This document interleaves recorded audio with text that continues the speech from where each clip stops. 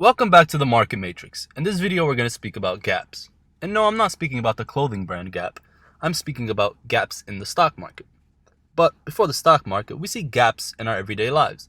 For example, if you're driving on the highway and you see a sign that says gap between bridges, you would know that there's a gap between your side of the highway and the other side of the highway. And another example is, let's say you're sitting in a car or on a bus or on a train or on a bench and there's 3 seats. You're sitting on one seat on the edge, the middle seat is empty, and then the last seat, somebody is sitting in it. So that middle seat is acting as a gap between you and the other person. So now let's dive into how we see these in the markets. So for the sake of this video, we have the price axis over here, 1 through 10, and let's just say it's in dollars, $1, $2, $3, and so on. And each one of these candles represents 1 day of price action. So let's talk about it. The stock is going up. And we see at this point, if we just connect this dot, this day, we already spoke about the anatomy of candles, so we know it's a green candle, price opened over here and closed up over here. This candle closed at $6. Now let's see what happens next is, whoa, this candle opens way up over here. What happened? So this one closes at 6 and this one opens at 8. So what does that cause? Is a gap in the price. There's a $2 gap over here between. Remember, each one of these represents 1 day of price action. Let's say this is Monday, Tuesday, Wednesday, and this one's Thursday. Between Wednesday and Thursday, something happened between the close of Wednesday and the open of Thursday. There's a $2 price gap. So where does this come from? How does this happen? Maybe there was earnings this day after the close or this day before the open. Maybe some news came out. Maybe some data came out. Something happened. But it doesn't necessarily have to be any of those I just mentioned, news or earnings or whatever the case is. What it can be is a lot of people buying this stock after the market closed on this day or before the market opened on this day. So remember, it was at 6. Now 6, it closed at 6. That was the last traded price. The last order that got filled that day was at $6, and that's why it got closed over there. Now let's say the market closed at 4 and people still want to buy the stock. People are still allowed to buy the stock and they're still able to buy the stock. So they still put in orders, and orders are getting filled at $4, $5, $6, $7, up until $8. Orders are getting filled. So the next day, from all the buying that happened over here after the market closed or over here before the market opened, the price opens at 8 now. As they say, yesterday's price is not today's price. So this was the price over here, $6, and now the price is over here. So that is the gap. That is what a gap is. The difference in price between 2 days of price action. It doesn't necessarily have to be 2 days of price action, but most of the time you're going to see gaps through a daily basis. Meaning, if these are 5-minute candles, sometimes you might see a gap in price, like through the intraday. If you're looking at, or each of these is 1-minute candles, sometimes, but barely, you'll see a gap in price on a 1-minute, 5-minute, or through an intraday time frame, meaning throughout the day. Most of the time, you'll see it on a daily candle. So let's look at another example. We have a stock that's going up again. We see over here it closed at 7. And the next day what happens is the price gaps down.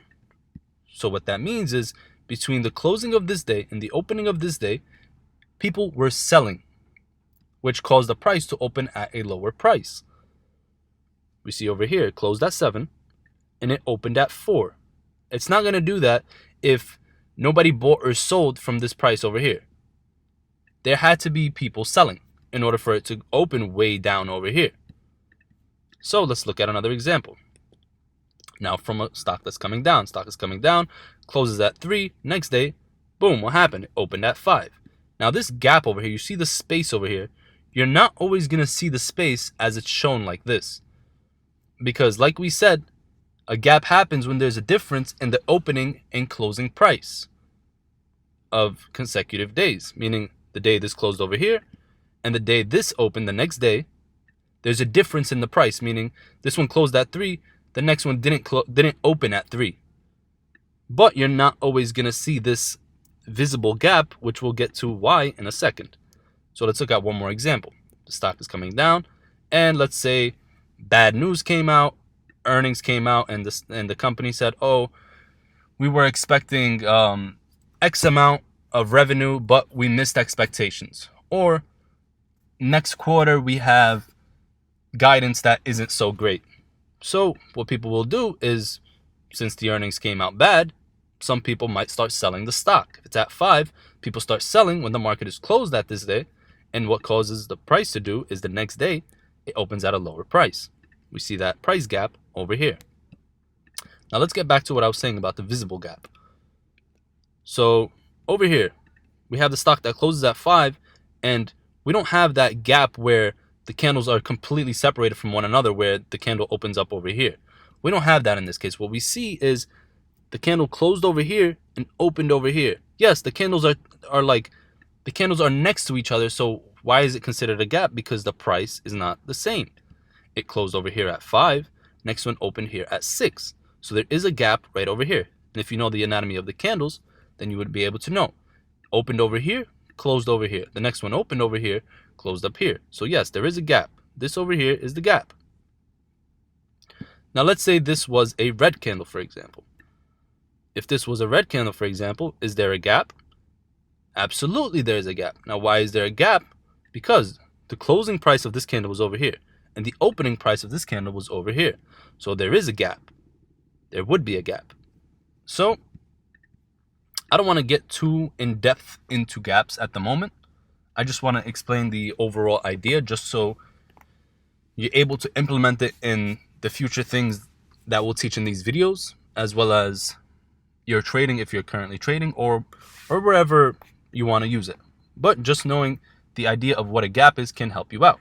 For example, a lot of times there's certain strategies where, let's say a stock closes at 2, the next day opens at 4, and you see some selling, but you see some buying at the price where it closed on the previous day. You might see that it's coming to fill the gap and continue higher. A lot of times we might see that. Again, I don't want to get into too much depth, but that's the overall idea of gaps, just knowing that there's a difference in price between the days, between the time the day closed and the next day the day opened.